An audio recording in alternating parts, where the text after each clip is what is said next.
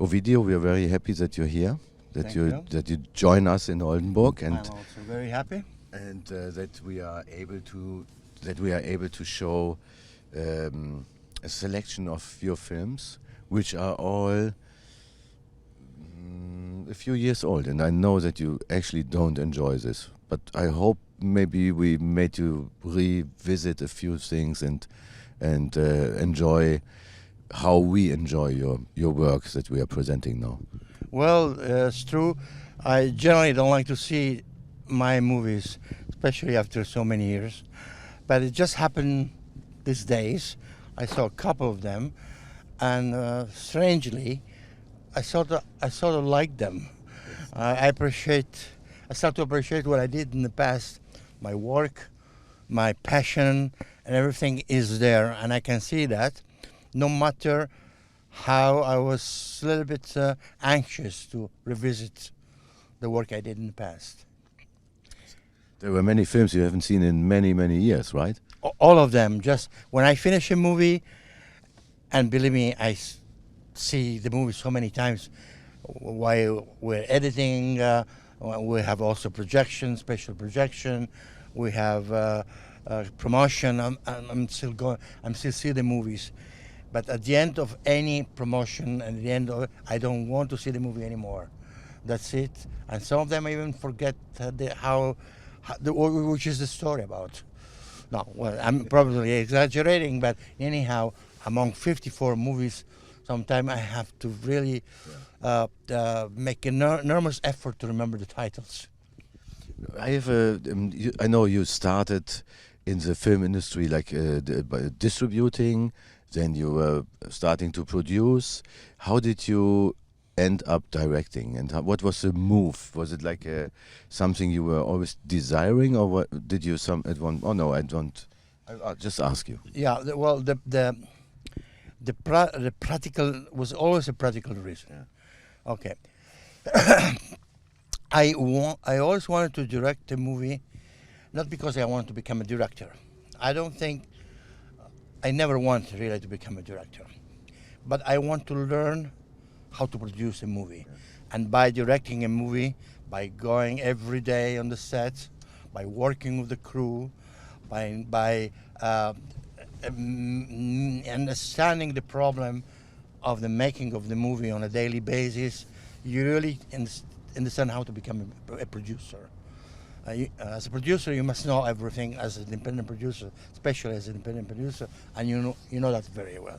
So as an independent producer, I always had in mind not to sit behind a desk, but really to be involved with the practical thing. In few words, my goal was, if I have to sit down with a writer or with a director, I must have enough elements,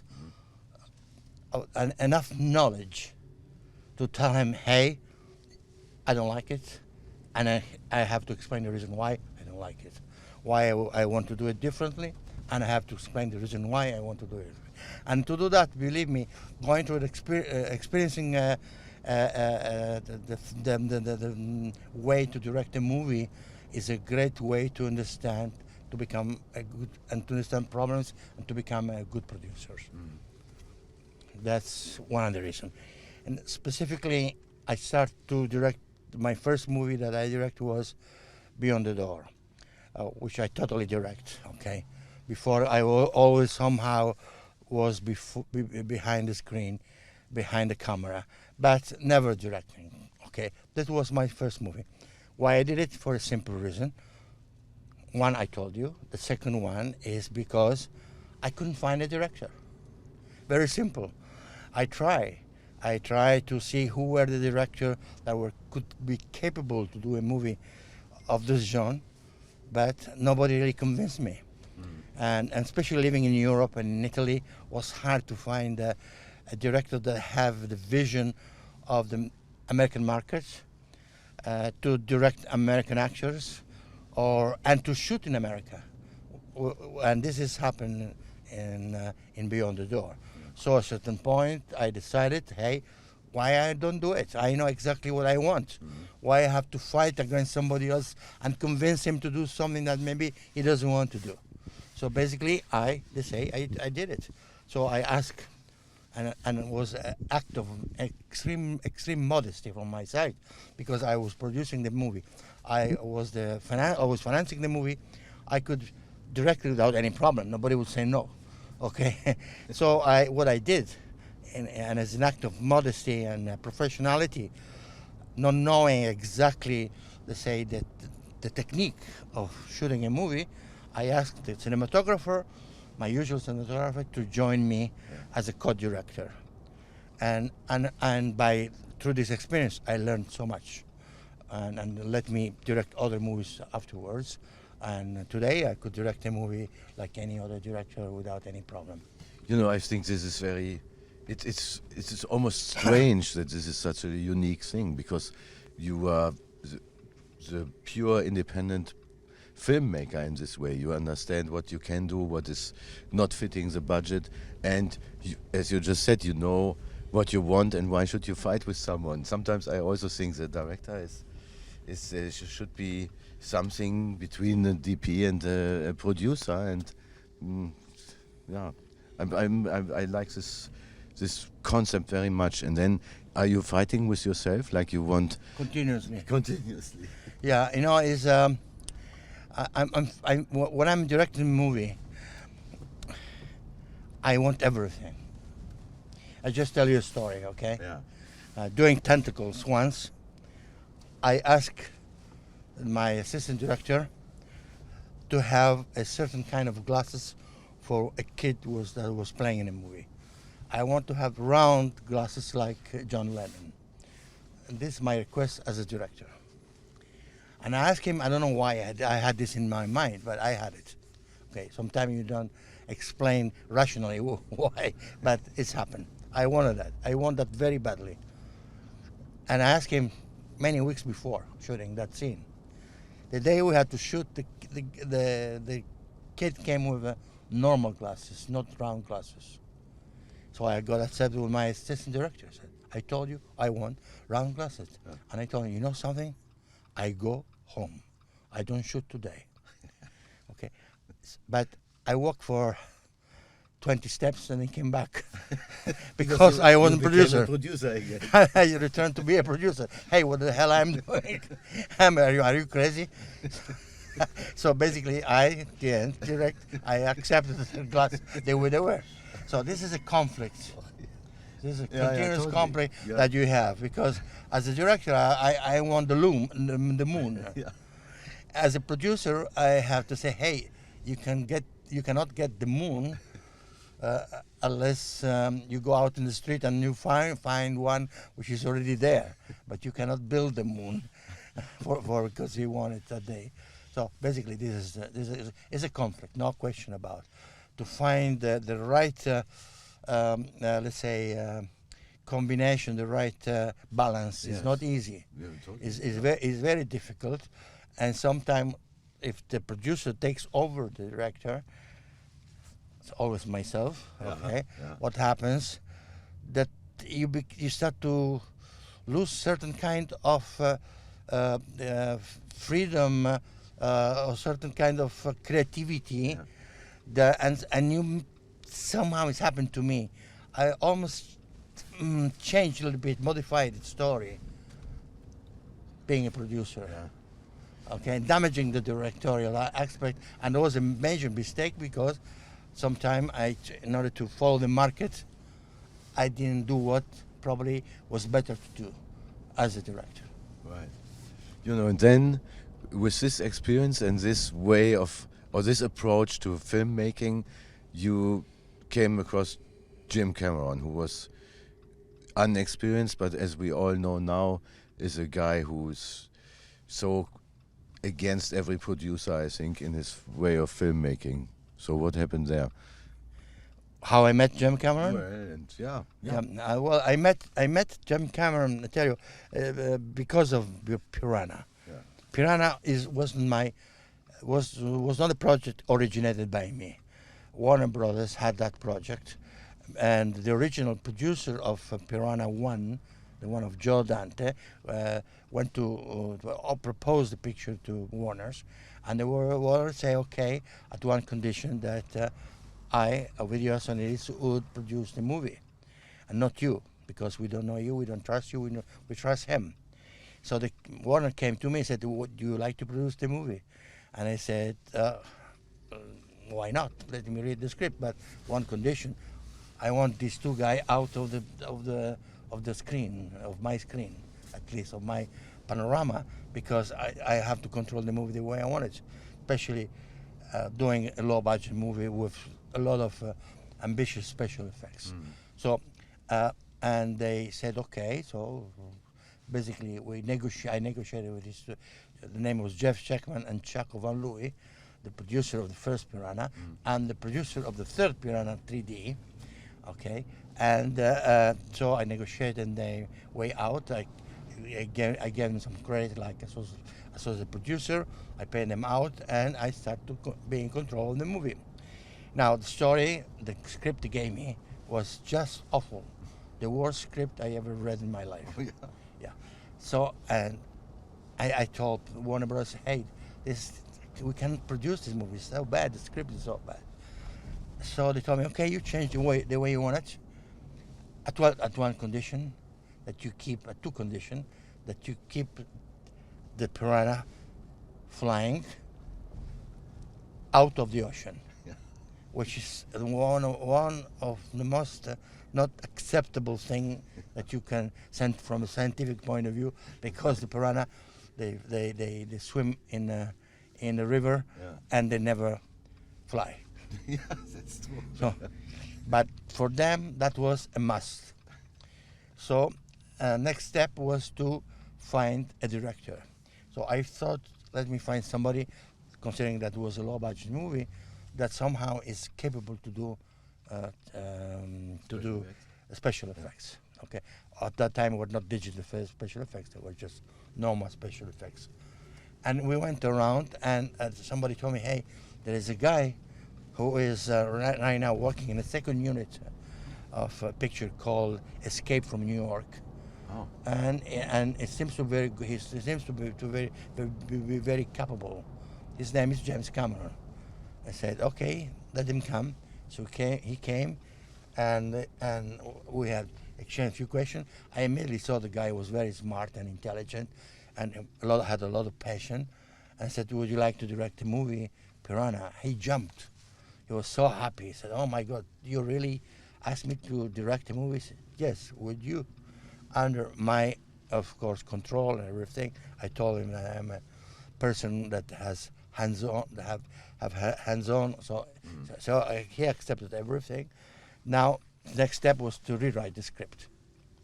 So he came to Rome, where I also share my life, my life, and he started rewriting the script, having these two elements as a must: flying and coming out of the ocean. So basically, he tried, and he wrote the script several times. I didn't like it because it's difficult, no? When something is not natural, when you have to combine elements mechanically, like this, like in this case, it's not easy. They also want to have some fun in the story and stuff like this. So he did his best, and he started to conceive also the special effects. And we prepared all the special effects the way he wanted it to be. Then we went to Jamaica, and we have a problem immediately, because the guy is absolutely crazy in terms of that he cannot do a low budget movie, because he repeats not a shot but a scene several times. He does it, the thing is wrong, he does it again, he does it again. So you don't do this in a low budget movie. You know, in a low budget movie, practically you should have as a director the best director in the world, that he knows everything perfectly, and he knows what he wants. In the case of James Cameron, he didn't know what he wanted. Yeah, he was experiencing. He was at school with me. Yeah. He was learning. Okay, and I had to take over, because on day number 8 of shooting, we were behind 8 days, basically. And of course, you cannot do that with my money, with a limited amount of money, and with so much work to do, special effects nowadays. You can do that, okay? And we're not shooting the special effects yet. So they were just normal scenes, and we were behind a lot. So I took over, but I asked him to stay next to me up to the end of the movie and to learn. And he did it. And of course, he was very upset about it. He was suffering a lot. But, we are not playing games. No. We're making movies. There are money involved, and you cannot just accept craziness. Or we're not at school. Again, I had to take over. And I asked him to follow, to be next to me. And you offered him to stay, right? You were kind enough to say, because I tell you honestly, I like him. He had definitely great sense of the making of a movie. Has a vision. I could see that. As a matter of fact, after this movie, and he was asking me, shall we do another one? I always told me, I will do with you the third movie, not the second, because you still have to learn. And you don't have to take advantage of my, you're not at school, this is not a school. I'm making a real thing, okay? So basically, so he stayed next to me for the rest of the movie, and I let him shoot all the underwater scenes. He did it by himself. We moved to Cayman Island. We were shooting in Jamaica before. We moved to Cayman Island with a small crew, and he stayed there for 6 weeks. Okay, so I gave him the maximum liberty.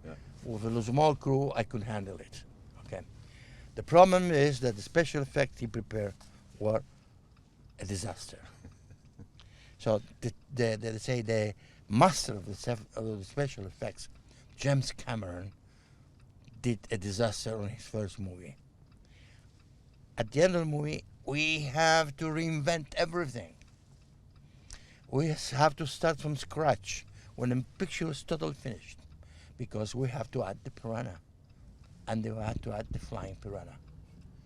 Okay, that was not easy. So it took to me a lot of work, a lot of efforts, and also I went over budget somehow, because that was happened.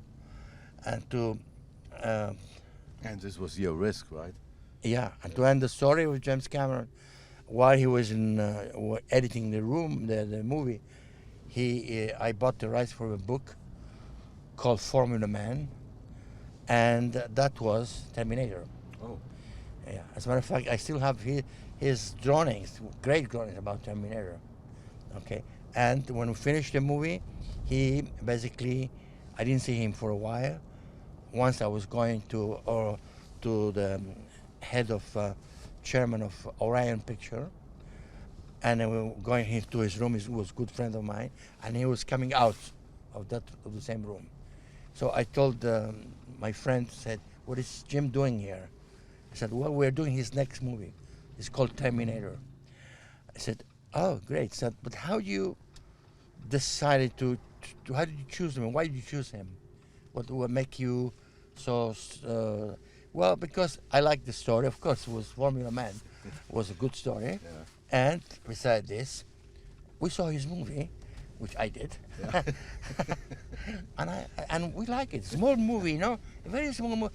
The guy didn't know that, the chairman didn't know that I produced it, because he didn't see the main titles. Right. That was my presentation. Yeah. Yeah. So I saw his movie. It's not bad movie, small movie, but it's good. Where you can see that he has a good feeling about making movies. That was me. I did it almost everything. Okay, beside the underwater scene, which were very, very well done. Yeah. And this is. Yeah, but then he should be thankful. This was his turn. No. He's a difficult guy. Has a bad temperament. Okay, and you know that everybody who worked with him. Yes, I hear this. Wasn't happy. He is a very. The point is that he's an engineer. He thinks everything technically, As a matter of fact, when he did the Titanic, I was surprised that he put some kind of heart in the movie because he's very heartless, almost heartless, very technical, and he's good at it. But the point that he did a good movie with Terminator and the rest of the movie for one reason, because he has a large budget. Super he could budget, do it yeah. again Yeah. and again and Yeah. again. Yeah. And if he made a mistake, he'd do it again. And so you can do that. Yeah. You know, Charlie Chaplin used to say, and I think he did it once, that the best film is the one you start shooting after the film is finished, because you learn the mistake that was in the first version, and you would take advantage of it and make a good film. Okay, and he does the same thing. You know, to jump from 80 million to 200 and I don't know how many millions for Titanic is the combination. He doesn't, unless it comes out perfect, he doesn't go on. Yeah, he's clearly But not besides, made for independent. He has a great vision. He has good feeling. He's a good filmmaker, no question about it. He hates me, but he's a good filmmaker. So let's talk about you again, Ovidio. So you've been working with so many skilled and beautiful artists in all the areas of filmmaking. We shouldn't talk only about James Cameron, but I was always, when I see your films, I'm always very pleased with seeing the camera work and the music. This is something that I love, and I mentioned this before. Somehow it feels to me like, especially the 70s, were allowing a different breath in filmmaking, and I think you are a very special filmmaker with regard to this. Yes, but well, of course, it's my way of enjoying a movie.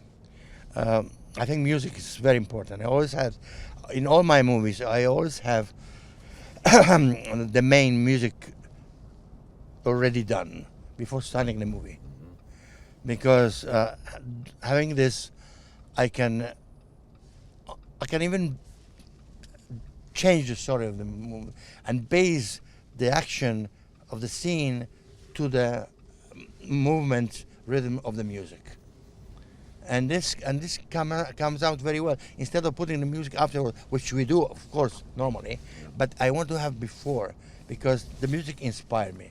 Music is very important. Also, of course, I always pick up great cinematographers, because I think this is the strength of a low-budget movie. I think the strength of a low-budget movie is good cinematographer, great natural location, not construction where you have to pay a lot of money, but natural location that are free. Okay. Again, if I don't know, film an apple against the wall of my room, and I take the same apple and I put it in front of the Golden Gate Bridge, I have a different thing. The cost is the same. The apple is the same. The Golden Gate Bridge is there, has been built and cost millions, billions of dollars, but it's mine for the moment. He is mine for that frame. And of course gives you quality to the movie, gives you production value. And I think that I always try to pick up the best possible location available. And also music is important, and the way you professionally try to film the movie is important.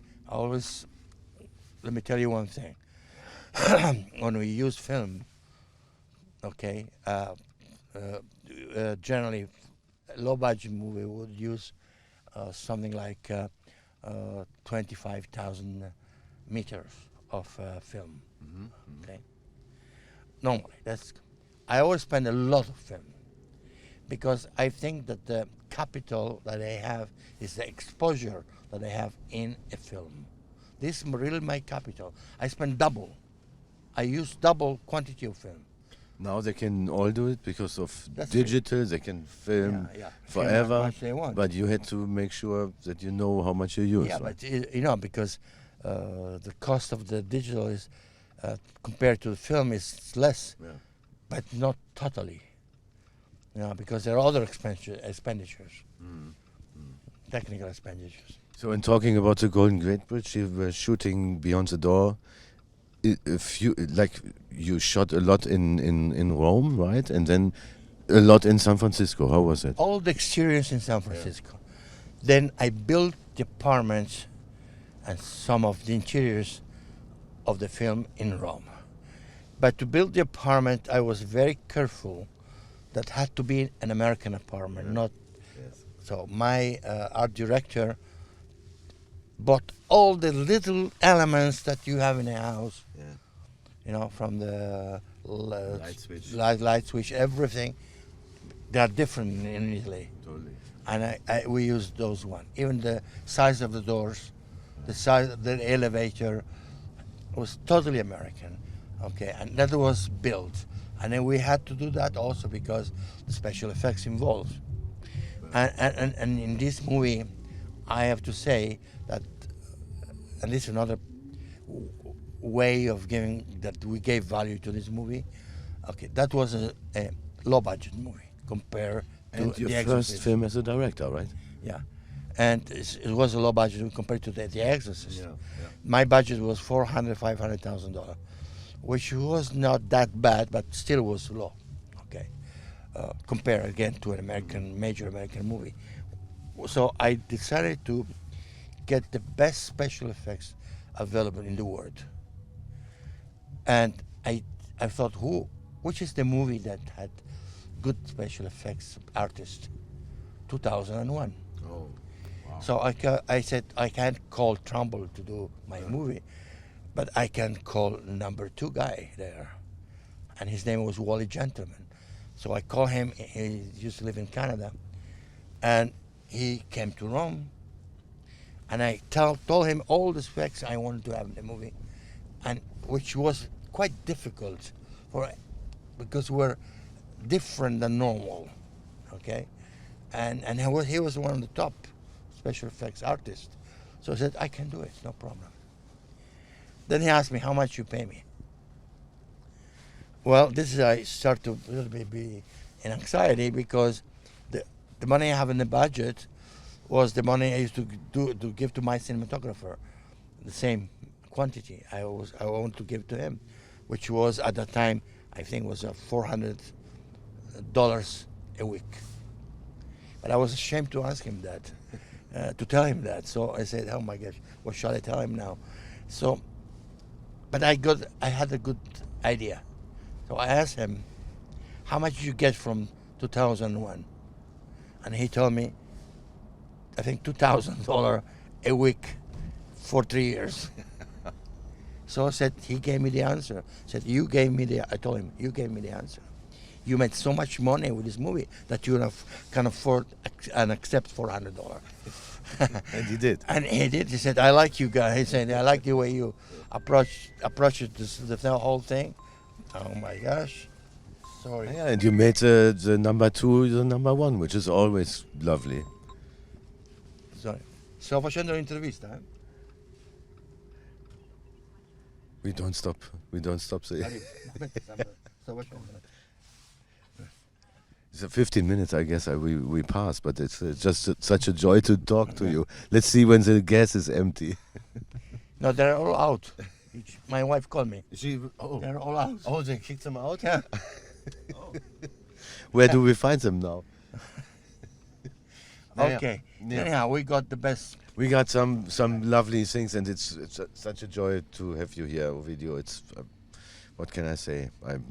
I tell you, we need to have another interview. Yes. Yeah. I promise next year, okay? Okay. Yeah, that's a deal. I'll be here, Handshake. and we do it next year. Okay. Thank you so much. Goodbye.